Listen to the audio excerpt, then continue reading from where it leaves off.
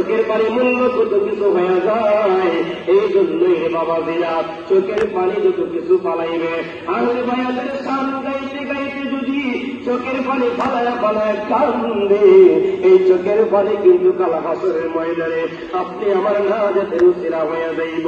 কেমনে কিভাবে হুজুর বুঝিনা বুঝিনা চোখের পানি সম্মান কেমনে আল্লাহ বাড়াইয়া দেব। আল্লাহু আকবার বলেন। একজন আরেকজনের সঙ্গে যখন বিবাহ হয়ে গেল, 1 বছর 2 বছর 3 বছর একে একে যখন 10 বছর হয়ে গেল, একজন আরেকজনের সঙ্গে যখন বিবাহের আবদ্ধ হয়ে গেল, দুনিয়ার মানুষ এই সিচুয়েশনের মধ্যে কি অনেক সন্তান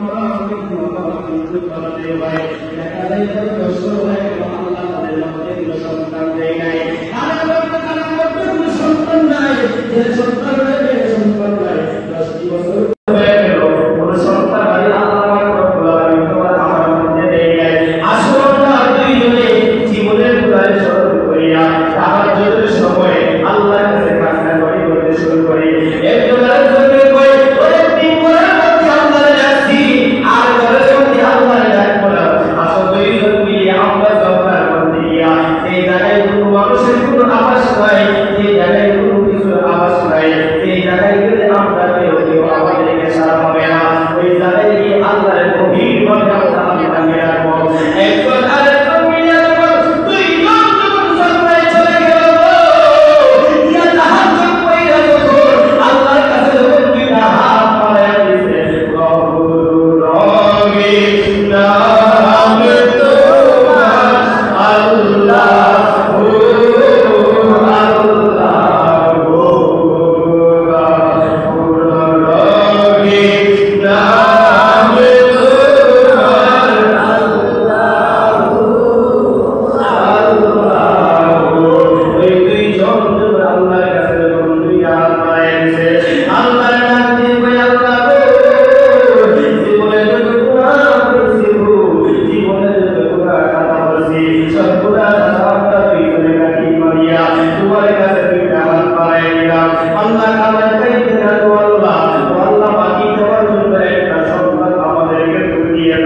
তোমার আল্লাহু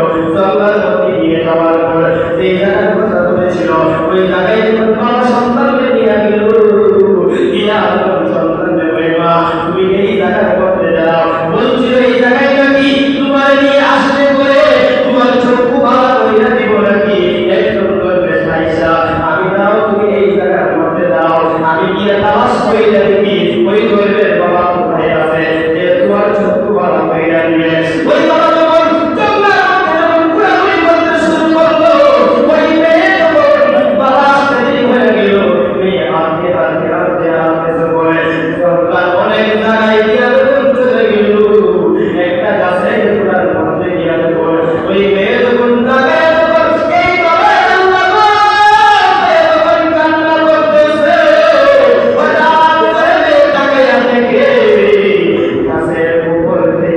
তার দুইটা চোখের মধ্যে দুই ফোঁটা পানি উঠাই দিতে আসলো পানি পড়তে দেই ওই অন্তরের চোখ বাবা হইতে দিলা জবান খুলে আল্লাহু আকবার ওই মেয়ের চোখ বড় হয়ে গেল ওই মেয়ের চোখ বড় হয়ে গেল মেয়ে কোন চোখকে দেখতে পারে বাবাকে কইনা তালাশ করে আবার বললো যখন ভুল হয়ে গেল ডাকতে ভাই বাবা আমি তো চোখ দিয়ে দেখতে পাই ওই সময় বাবা ডাকতে ভাই বাবু কোন ডাক্তার কোন কবিরাজ তোমার চোখ বড় করেছে আমার একটু দেখাও না আমি তার আমার চামড়া বিক্রি করে হলো আমি তার বিক্রি করে শুরু করার চেষ্টা করবো ওই মেয়ে ডাকতে ভাই বাবা দুনিয়ার কোন ডাক্তার আমার চোখ বড় করে নাই আমি যখন আকাশের দিকে যখন তাকাইলাম আমি তাকাই দেখি দুইটা চোখ বাকি